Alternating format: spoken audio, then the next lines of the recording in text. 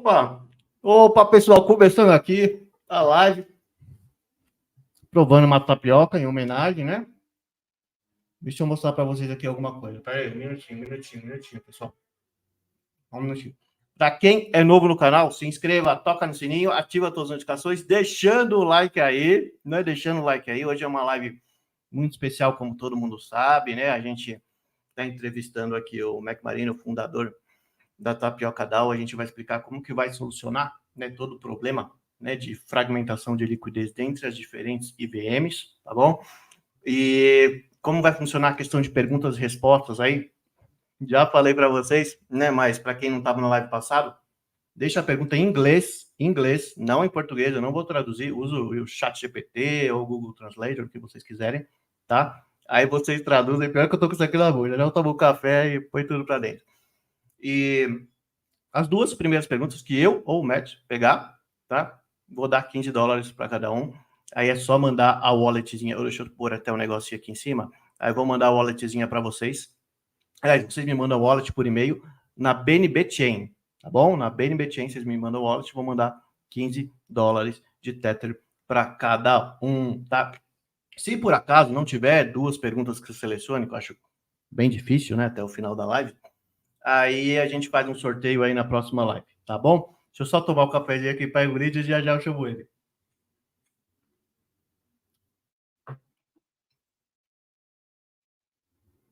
Então vamos lá, pessoal. Vou chamar ele. Peraí. Cadê? Hey, Matt.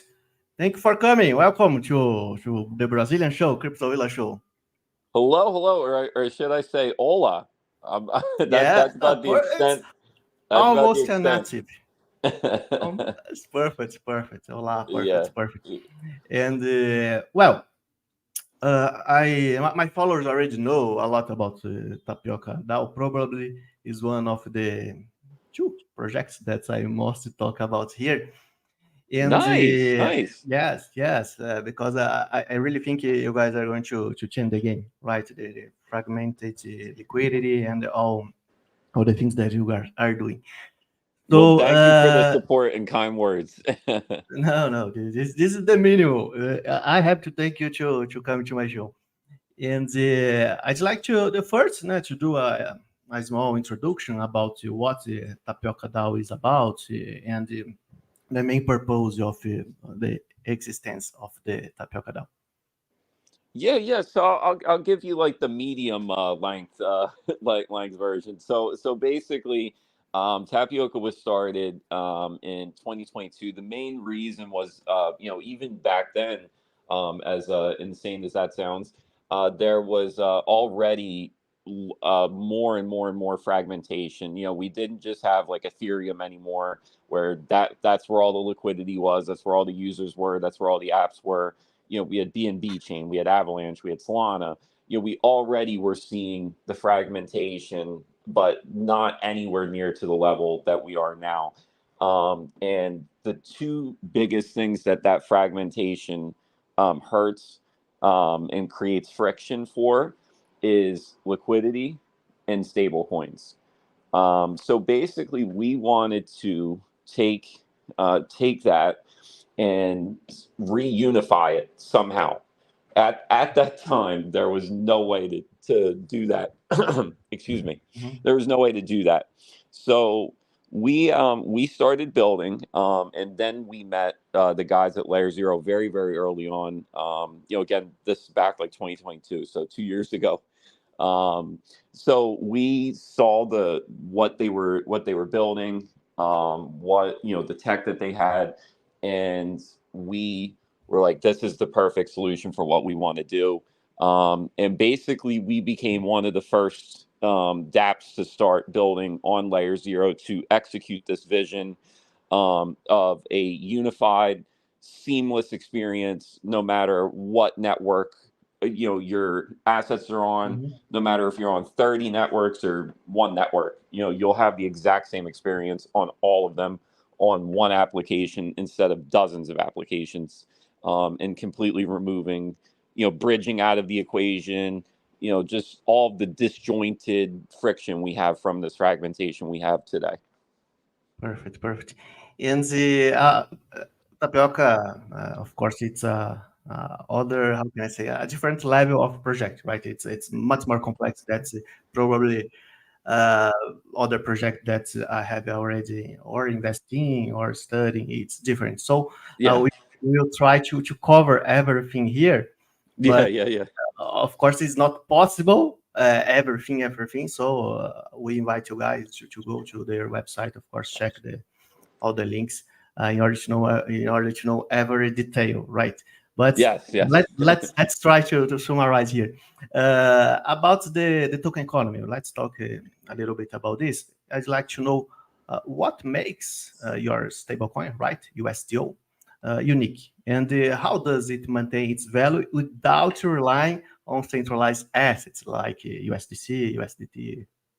Yeah, no, great question. So I'll tackle the second part first. So essentially, USDO or Omni-chain USD or the Omni Dollar, we sometimes call it, is basically the way that it uses decentralized assets and keeps value. So first things first, USDO is what's called a CDP stablecoin, which means it's minted in the creation of debt positions or loans.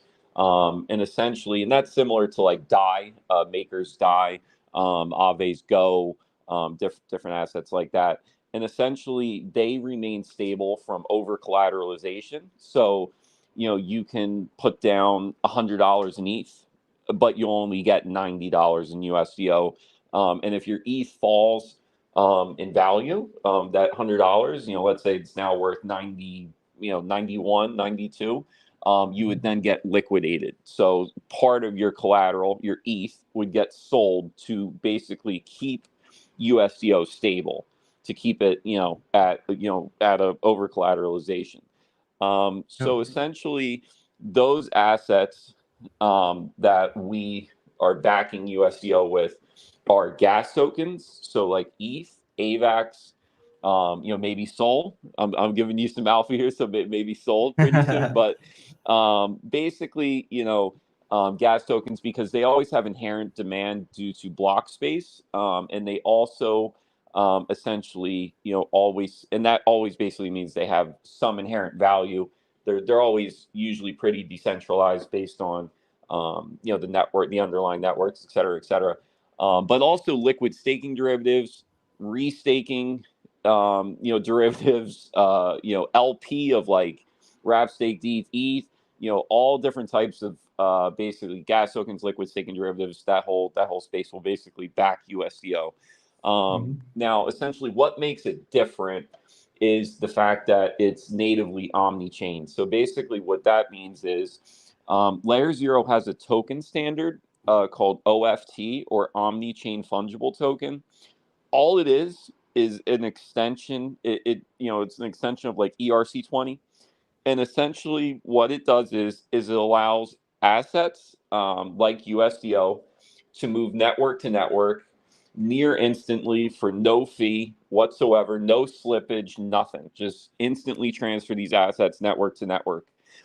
And that's what basically makes USDO natively omni-chain, and that's how USDO kind of tackles fragmentation and that type of thing, those type of things.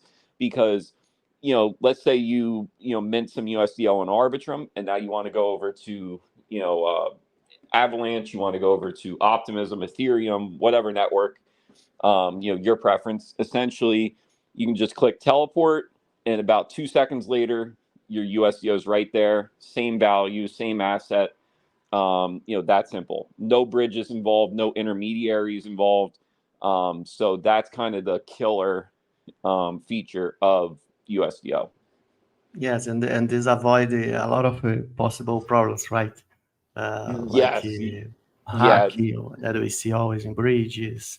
Yes, But because bridges basically become high value targets because you have to think about it like this. They're basically like, the pot of gold at the end of the rainbow on each side. So let's say you have a bridge between Ethereum and Arbitrum.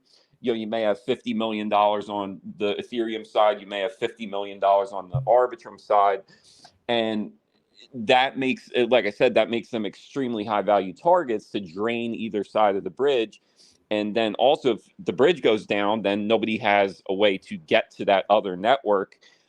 Whereas how USDO transfers is not like a bi-directional liquidity bridge or something like that. Essentially, all it does is it will burn your USDO on Ethereum, for example, and then it'll mint it on Arbitrum. So there's nothing, there's no intermediary, there's no, there's basically nothing that can go wrong in that scenario. It's just, one place to the other. There's no slippage, no fees, no nothing. Good. And okay, let's talk a little bit about the TAP token, right? And I'd like to know what the role of the TAP token, right, in all the Tapioca DAO's economy, and how does it differ from other crypto assets? And also, if possible, can you explain a little about the DAO share option system, how it works? Yeah. So basically, the TAP token is kind of like the heart of Tapioca. So essentially, as a token, what it's doing for us is it's basically a claim on the protocol revenue. It is a governance asset, and essentially, it also is an economic stimulus agent. So that's kind of where we're going at with when you asked the question about DAO share options. So essentially, we threw out the book when it comes to how DeFi protocols are normally built. As far as you have a token, it hyperinflates with liquidity mining, and a bunch of mercenary LPs get your token for free. They dump it into the ground. The people who believed in you get wrecked, and then your protocol is disabled economically because it can't rent liquidity anymore because the token's worthless. So, and then, they build another one, do the same thing, it fails again. So obviously we didn't want to repeat this cycle. So how Tapioca kind of grows economically is through DAO share options, which is basically based on call option incentives. So a lot of people found out about us first from my article, which was RIP liquidity mining. That was back like October 2022 now. But essentially, instead of liquidity mining, if you're a lender on the Tapioca protocol, so you're basically lending USDO for people to borrow, essentially, and you lock your position. So you lock up your USDO, let's say for 2 weeks, 4 weeks. What then happens is you will get call option incentives every week that you're locked, with a discount anywhere from 0 to 50% on the TAP token. So then week 1 comes up, you then get your OTAP call option, and let's say it's a 50% discount. Let's say TAP's $10. Basically, it'll allow you to buy TAP at $5 and then sell it at 10, the market price, and make a profit. So basically, what does that do differently than liquidity mining? So number one, because it's not zero, you're not getting the token for zero or free. It's creating protocol owned liquidity. So inflation, every time we're issuing a new TAP token, we're getting protocol owned liquidity back for it. The other thing is because there's an expiration, and because there's a specific price that you can purchase TAP at, which is $5, that basically creates a price floor, and it creates a lot better sustainability. Because if, say, a bunch of people get TAP and they all sell it, and it goes from $10 now to, let's say, $4, then all of those call options become worthless because you need to purchase TAP at $5 with them, and TAP's decreased in value. So it basically, like I said, creates a price floor, which basically allows inflation and also incentivization to happen a lot more sustainably, with a trade of value, because we're getting the protocol and liquidity, and that unlocks a whole lot more stuff. But basically, that's kind of the ground floor gist of it. Sure, and this idea is almost magical, right? Because you probably want to get inflated if the price drops, right? But Yep. it doesn't make sense for the people who use the option to buy, right? Because the price drops, so you don't get inflated. Yeah, exactly. I have one question about this. I never heard this kind of idea before. You guys invented, created this thing, or you brought from some other project? So honestly, the idea for us came from companies do like ESO or like what they'll basically do is they'll give employees stock options as an incentive. So the idea first kind of came there from like, okay, what do like real companies do and not these like, low effort, stupid like DeFi protocols that are like, just doing things in like the most simplistic fashion possible. And we went to call options, and I was doing some research on it. I had found Andre Crony had done it with Keeper Network, which was a protocol he did after Yearn, of course. But basically, he had done an O Keeper token and an R Keeper token, which was like a call option incentive. I didn't like how it was implemented, and also it was basically back in it was back in 2021, and then it kind of just got abandoned, and nobody really tried it again. But when basically we had I had saw it, and I was able to get some data on like how it works for them and where I thought I could improve the model. That's where it got really solidified for us that we were on to something, because we saw this did actually work well for Keeper, and they didn't even really optimize the things that we kind of thought were wrong with it. So it gave us a lot of good information to put the polishing and finishing touches on DSO.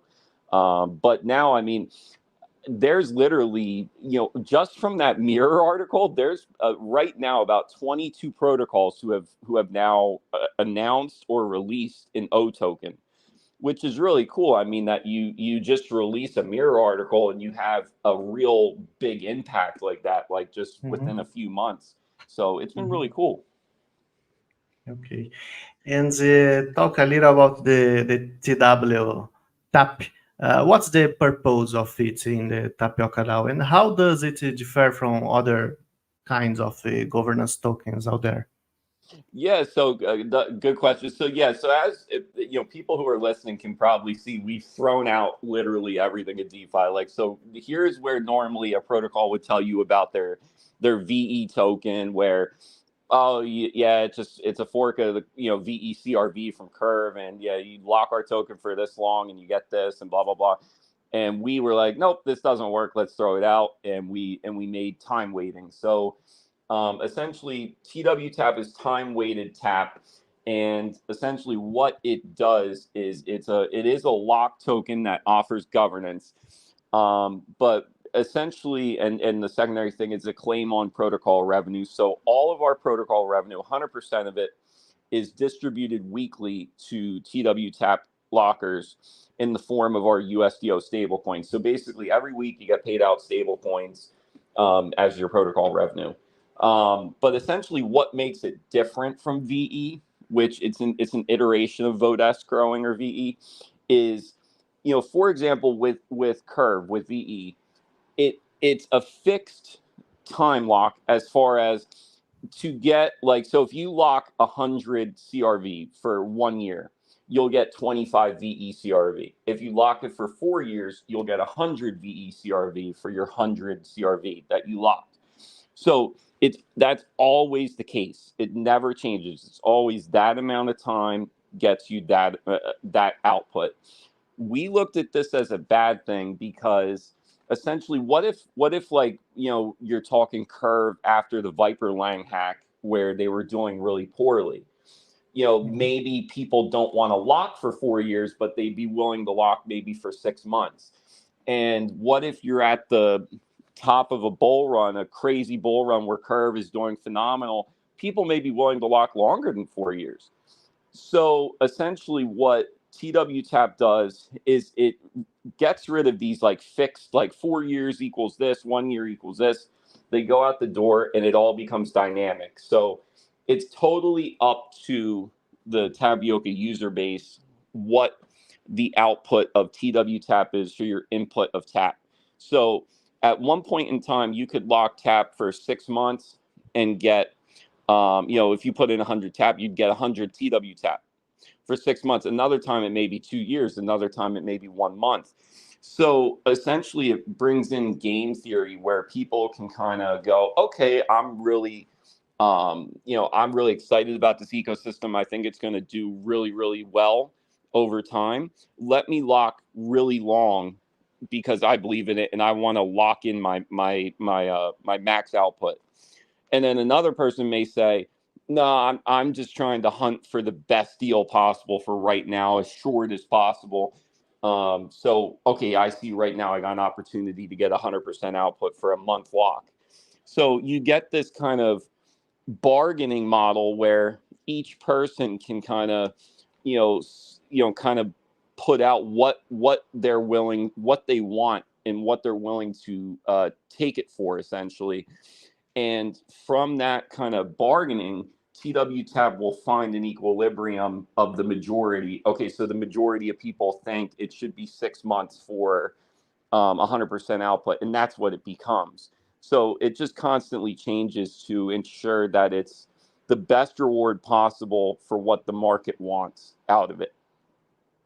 Yes, and this make the things much more, how can I say, much more, you have much more freedom, right, to make what you think is the best time for you to lock, and Yeah. not just get a time that you are obligated to do, right? So you can create different strategies, and it's much Exactly. more Yep. customized. Yeah, you got it. Yep, that's exactly the point. Is each person can kind of come into it and put in what they want to get out, and then essentially that will formulate like what actually happens, and instead of just like, this is what the protocol says we want, and then the majority of the market may go, well, we don't agree, so Mhm. it's creating a lot more alignment between the users and the protocol as far as how to best, because the goal of Tapioca is to get people to lock TAP. Mhm. And to do that, having a dynamically modulating output does that, because then it's always in alignment with what the market deems is correct. Perfect. And let's talk a little bit about the core technologies. So, what is the primary function of the yield box in the Tapioca DAO ecosystem? Yeah. So basically, Yieldbox is like the heart of the actual protocol. So if people are familiar with Bento Box, which was invented by Boring Crypto for Sushi Swap, or Degen Box, which unfortunately just had a little bit of a hiccup with Abracadabra. Basically, Bento Box is a token vault, and it came out in 2021. And essentially just now, ERC 4626 has come out, which is basically an identical system to Bento Box. So it took basically everyone outside of Boring Crypto 3 years to catch up with Boring Crypto. But he wasn't just sitting around doing nothing either. So basically, when we very, very first started Tapioca, what we were doing was building Yieldbox with Boring Crypto. So it was called Bento Box V2 for a little bit, but then it was changed to be Yieldbox, to be its own thing. But essentially, it's the most powerful token vault ever created. And essentially, why that is, it's as gas optimized as you can possibly get. It has isolated yield strategies, which allows it to be permissionless, so that anyone could use it. It supports rebasing tokens. It supports NFTs like Uniswap V3, LP, which are NFTs, things like that. And essentially, all of the collateral from the Tapioca ecosystem, when you borrow, your collateral is deposited into Yieldbox. And why that's powerful is because when your collateral is in Yieldbox, Yieldbox can apply it to a yield strategy, which is basically like a map that says, okay, this asset, say ETH, can go here, here, and here. Like, okay, you deposited ETH into Yieldbox. Yieldbox says, okay, that ETH can go to Aave to earn yield. So it basically is keeping your collateral productive while it's deposited into the Yieldbox. So that allows us to build really cool yield strategies that essentially can earn you excellent yields on your collateral. And okay. And talk a little bit about the. I know we already talked about USDO, but in order to understand how all the things work, I'd like to know what role does Big Bang play in the Tapioca DAO ecosystem? Yeah, no, yeah. So basically, Big Bang and Singularity are modules of basically each other, and they're loosely based on Cashy, which is another piece of technology that Boring Crypto wrote. That essentially it's an isolated lending and borrowing engine, and we greatly modified it for a bunch of things, but primarily for interoperability based with Layer 0. So essentially, what Big Bang does is Opa, pessoal, acho que ele caiu aqui. Pera aí, pessoal. Ao vivo acontece, pessoal. Ao vivo acontece. Pera aí, ele caiu. Acho que ele já vai voltar aqui. Pera aí, ele tá mandando mensagem aqui. Ele falou que acabou a bateria do celular, ele vai pôr para carregar aqui. Pera aí, pessoal, acontece.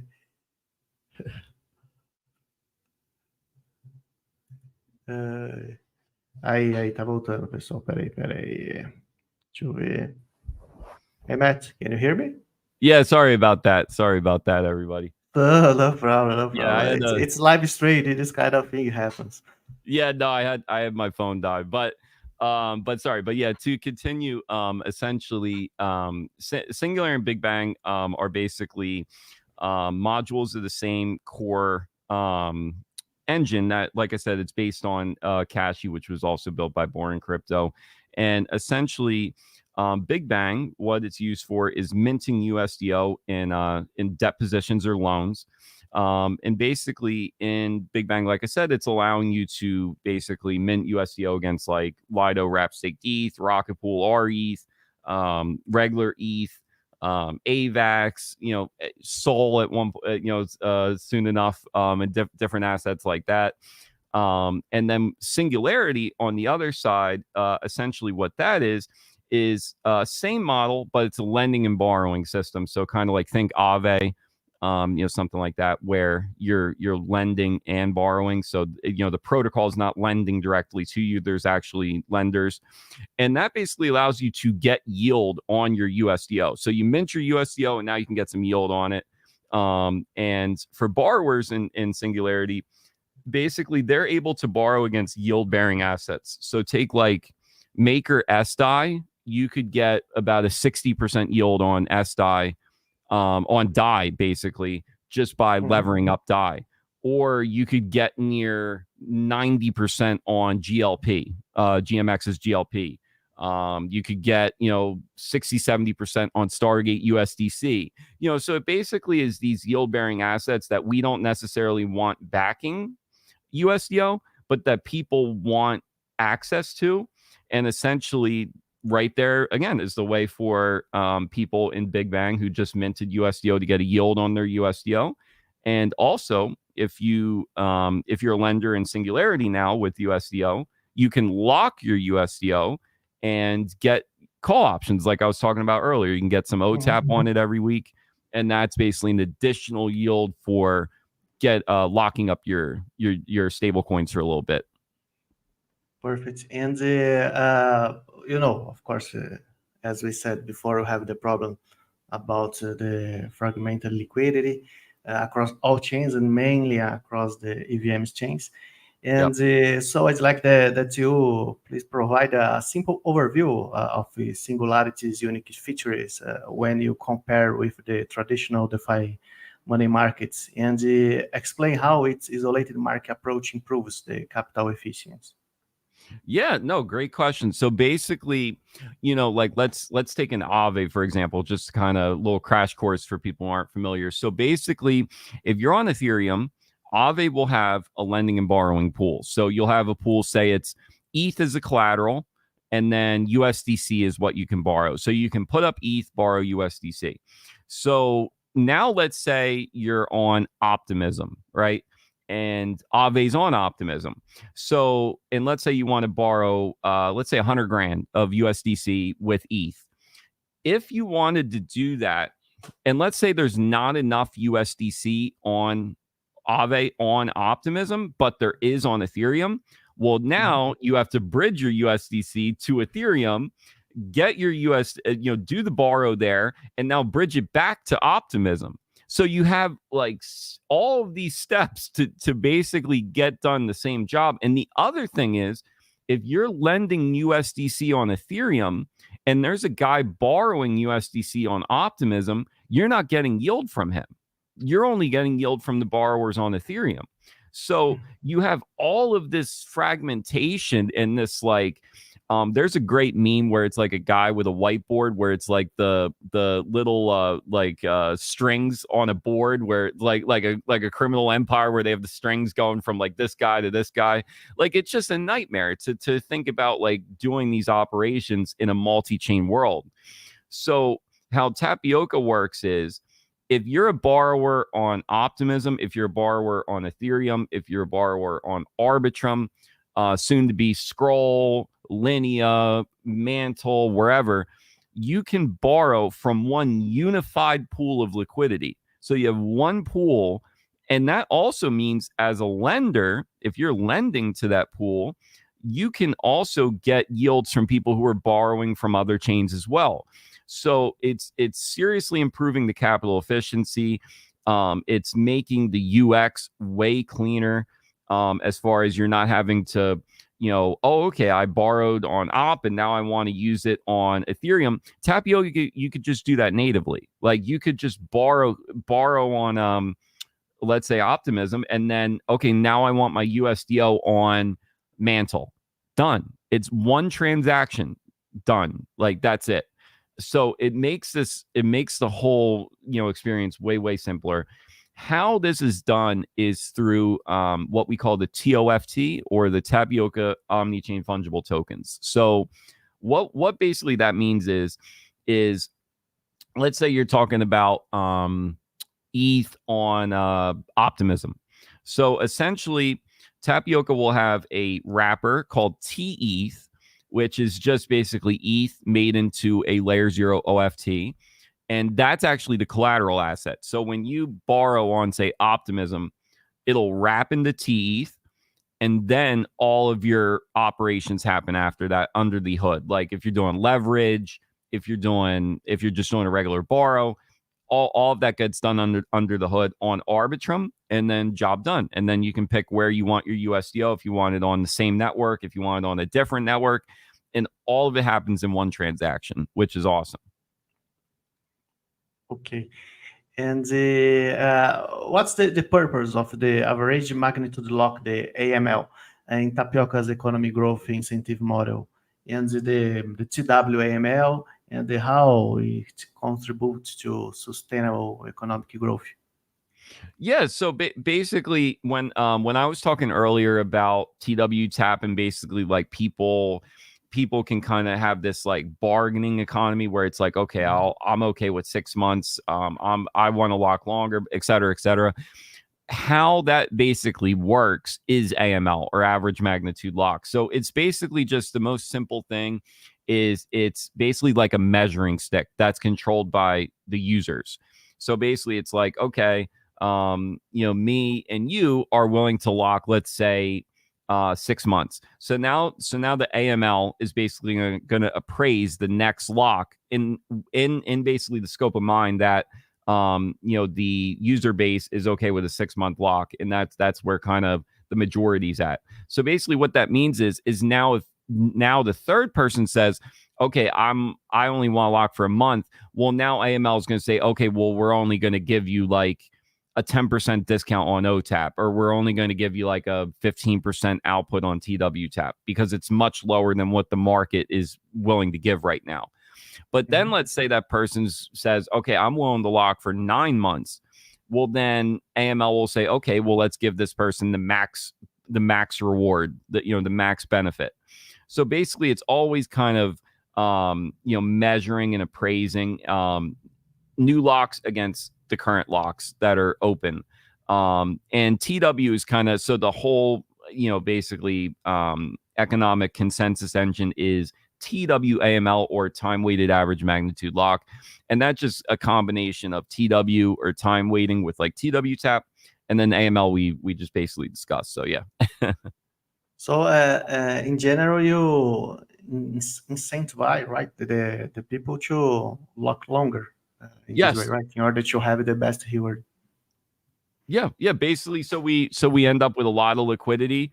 Basically, the goal is we snowball a lot of locks, which means there's going to be a lot of lent liquidity for borrowers to access. And then essentially on the flip side with OTAP, we're constantly creating protocol loan liquidity, which means the DAO is just building a giant treasury from that.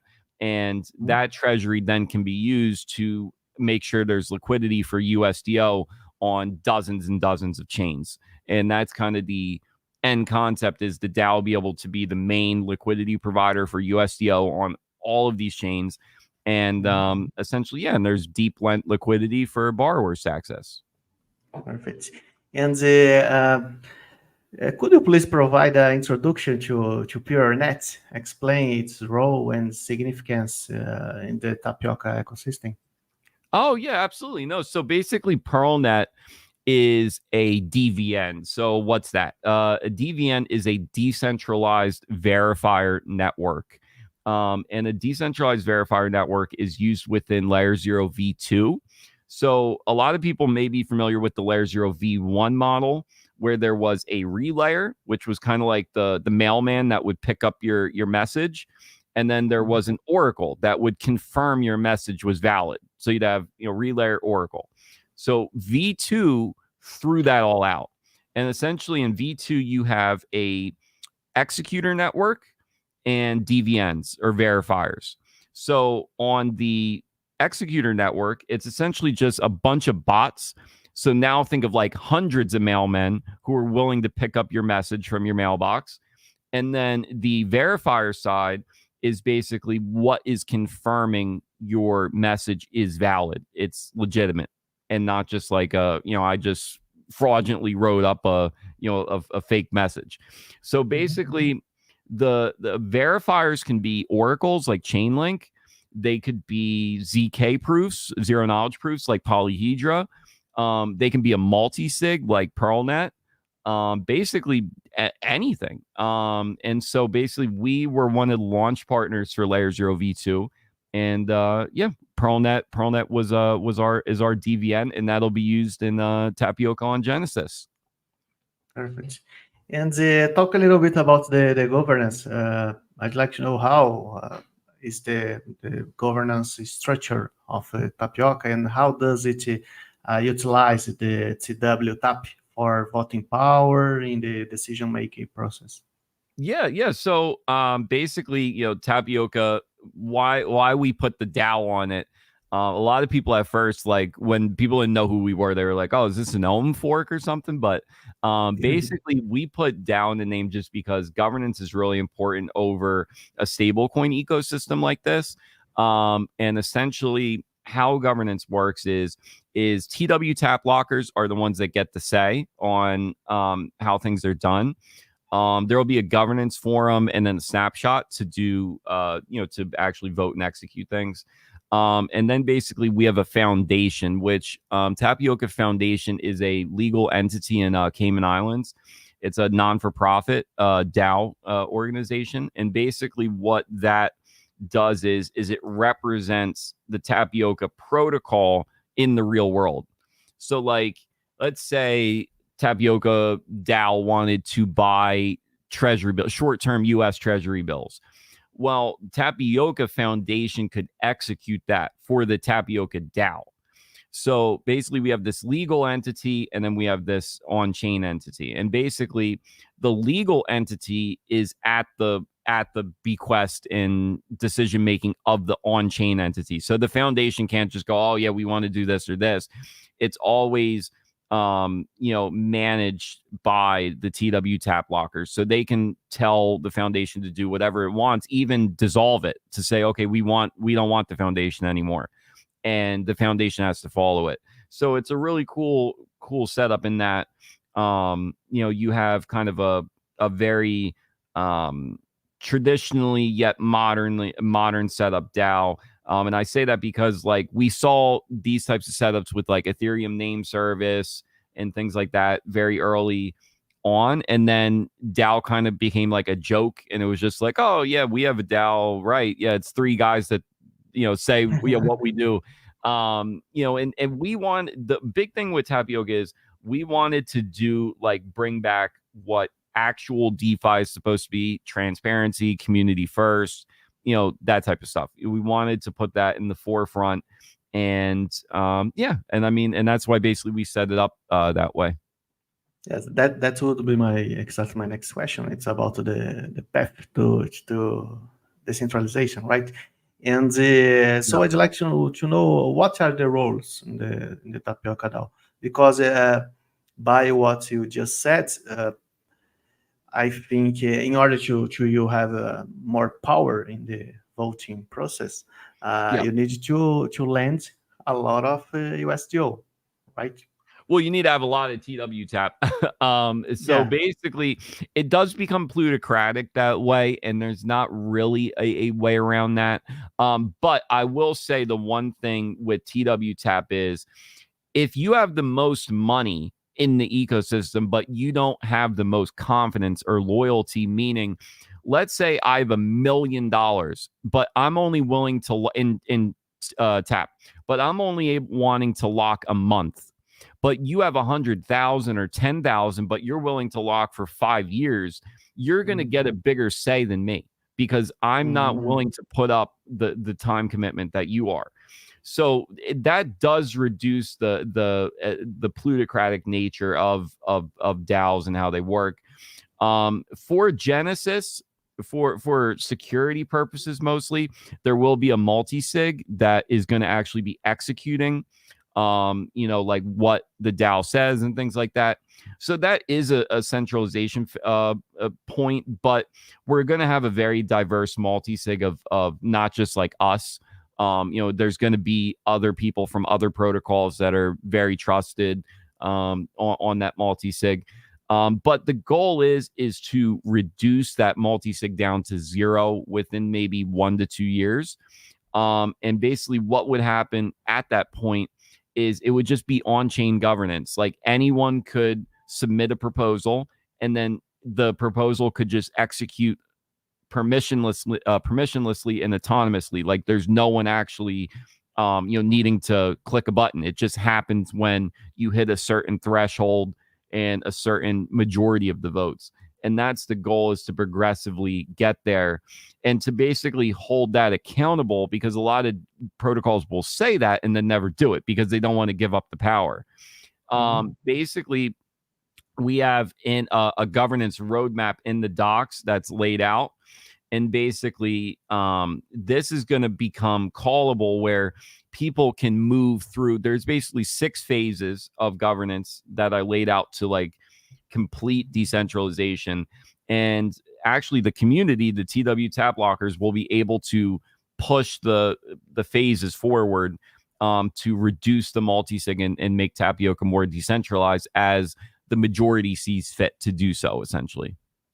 Okay, so just to be clear here, the time that you lock is much more important than the total value that you lock, right? In the math. Yes. Yep. Okay. Yep. Got it. Much more fair, because you give power for the people who are really committed with the project, right? Not the whales. Yeah, correct. Yeah, it definitely. I think even me, like in just thinking about it conceptually, if you're willing to put up $1,000 for 5 years, let's say, and then you have another guy who's got let's say 100 grand, and he's only willing to put up maybe a week or 3 weeks, definitely person A is more the person we want controlling Tapioca than person B. You know what I mean? So I think I've always liked that about the VE model, but I think it just becomes better with TW. I think it makes total sense, right? How does Tapioca DAO manage its treasury, and what are the key components of the treasury's functions? So basically, treasury management happens from again, at first it's going to be the multi-sig there that's going to basically push votes to say, hey, we want to use the treasury for this, and this. Once that's kind of reduced, essentially how that's going to work is what we wanted to do is basically have an intent system for the treasury where we could say, hey, the DAO wants to lend 10 million USDO into Singularity. And as long as there's a quorum reached and a majority support reached, then that would just happen. And basically a bot would settle that up for you. So that's kind of the goal, to get to purely decentralized treasury management. But at the start, like I said, going to be multi-sig, but that's one of the things I want to build out is I think treasury management is very lacking in DeFi. And I think it's going to become more and more important. So I'm very excited about seeing what we can spin out with that. Perfect. And talking a little bit about the listing process here, maybe I'm sure many followers here want to be parts of the Tapioca. And I know you guys are doing, right, on February 24th, the liquidity bootstrapping pool. And I'd like that you explain a little about this, how this avoid whales just come in one shot and take everything. And how can the people participate? Everyone can participate? Is there a white list or not? Yeah, so great question. So no whitelist, nothing, no special privileges at all. It's so basically an LBP is like you said, liquidity bootstrapping pool. It's a balancer pool. And essentially what is why people can't like buy up the whole pool is because it's basically like an AMM pool. So if you went to like Uniswap and you wanted to buy all the ETH in the ETH USDC LP pair, the price would become infinity. So you could never actually purchase even half of it, even 30%. The slippage in price impact would become so high you couldn't do that. And that's the same thing with the TAP LBP. So LBPs are known to be the fairest, most equitable launch mechanism ever done. Like Merit Circle, for example, which just rebranded the Beam, had a LBP that did $100 million in basically in the raise of it. And basically their breakdown of holders, like the top guy had like 1%. Like, so it ends up very evenly distributed to as many people as possible. And that's really what we wanted. The reason people don't pick LBPs is because they want their token price to be as high as possible. We don't care about that. We want as many people as possible to get the token, but also the token to find a realistic market value and not just some hugely overinflated value that, whatever that may be. But yeah, so an LBP definitely is a great way to do it. Now, as far as listings, we chose not to list with any centralized exchanges and leave that up to the DAO. Just because, once you start going on decentralized exchanges, you start talking loans with market makers who want, 1, 2, 3, 4, 5% of the supply and, usually ridiculous terms. And we just didn't care. We didn't want to deal with that. We wanted these tokens to be in the hands of our community and not, idiots at whatever market maker firm out there on, whatever exchange. It just didn't appeal to us. I mean, we really want, an equitable token distribution, in a really, and like I said, the tokens to be in the hands of community members and not, as Arbitrum may have said, sophisticated actors. So Okay. And so I think we are arriving to the end, but I'd like to pick some questions here from the Yeah, audience. yeah. And there are some of them. Actually, there are a lot of them. But I will pick just 2 or 3 because I know your time is valuable. Oh, And no worries. but feel free if you see some question here and I'd like to answer this one. It's okay. Yeah, no. So someone said, are you already in any audit process? So great question, boss. Yeah. So basically, we have spent $2.1 million on audits. We've done audits with Code Arena. We had the second largest contest ever done on C4.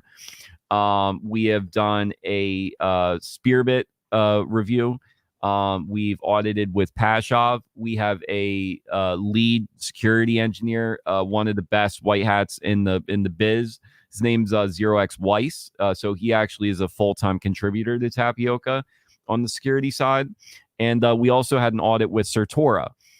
So Tapioca has done, we've had 4 audits, and we're about to have 2 more with Sherlock and C4 to bring the total to 6 audits. And like I said, 2.1 million. So we've definitely put the money down, and we care a lot about security. We've basically been purely doing security work for the past, I'd say, 9 months on Tapioca. So we care about a lot about there being a safe protocol out there for people to use. And also, I see Douglas Silva also asked, and is there a bug bounty? Yes, there will be a bug bounty with Immunify. Day 1, probably looking at about $250,000. Oh, okay. It's a good big bounty. And actually, this was the reason, right, why you guys postponed it. Yeah. And Baby Villas had said, I was just reading it. Is Tapioca considering billing its own stablecoin? USDO. Yep, that's our stablecoin. And also Richard said, burning Tapioca isn't cool, but in the case of Tap, it would be. How will the process of burning Tap to deflate the token during its distribution work? There is no deflation, no burning, no deflation, nothing. It's a fixed supply of 100 million, and basically over about the span of 10 years, that will be basically issued. And but there's basically just TWTAP does deflate the circulating supply, but it's not burning Tap. It's just locking up or making a liquid the Tap that's circulating at the moment. But yeah, those were the 2 questions I saw. Perfect. And let me see if there is one more question here. It was by... this is a good one here. First, Guthrie, I hope I pronounced your name right, said, will Tapioca have an airdrop? Yep, call option airdrop. Douglas Silva had another great question, though. He said, why are there so many non-circulating Tap tokens? So that's kind of what I was getting at with DSO and the overall token model. So there's going to be 100 million Tap total. There will be 7.6 million at launch. So that obviously looks like a lot of DeFi protocols where they have a low float at Genesis, and then they hyperinflate to 40, 50x, and very quickly.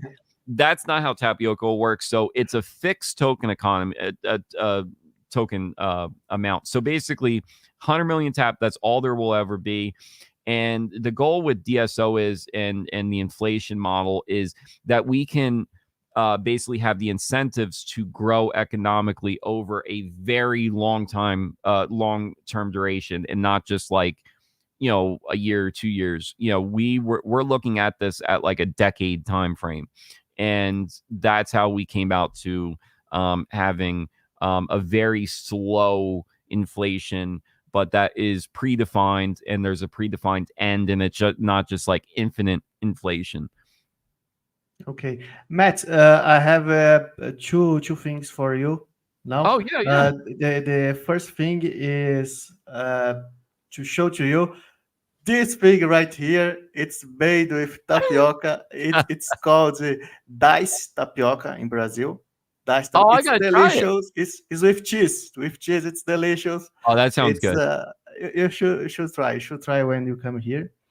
Oh, I And will. I definitely will. please, please. And I know you said you don't like the traditional tapioca, but I have to say that you are right, because the traditional tapioca, there is no flavor. It's No, I don't know, because the people are, but this one is totally different with cheese. It's delicious. Okay, you No, should try. especially Brazilian food or Portuguese, Spanish. I love all of those types of like cultures food, so I will probably love it. And I know you like açaí, right? Açaí. Yes, yeah. Okay, yes. okay. Yeah. It's a start. Okay, okay. Yeah. So I'd like to say thank you a lot for coming here, Matt. It was a Absolutely. big honor to have you here. And Oh, thank you so much. I'd like Likewise. to know if you have any final thoughts. I don't know, call the people to Tapioca's social media or whatever you want to say. Yeah, no, I mean, everyone definitely check us out. You can check out tapioca.xyz. Join us over on Discord. We have a lot of fun over there. We have the Pearl Club NFTs that we didn't even talk about. They're a lot of fun. Our Genesis is coming up February 24th, so stay on the lookout for that. We also do a weekly podcast as well called Tap Talk. So if you ever want to listen to me ramble more, come check out Tap Talk. Every Tuesday, usually between like 3 and 6 p.m. Eastern Standard Time. But yeah. Here, guys. Yep. YouTube.com/tapioca. You can also catch it on X as well, on our X account. So yeah. And yeah, X/tapioca_DAO. Okay, so thank you, Matt. It was a big honor to have you here. And I hope you come back here maybe some months later when tapioca. Oh yeah, I gotta try this. I gotta try this tapioca food here. So I will definitely be there. Please. It's a must. It's a must. Okay? No, it is. So thank you. Bye, Thank Matt. you. Absolutely. Everyone, take care. GN.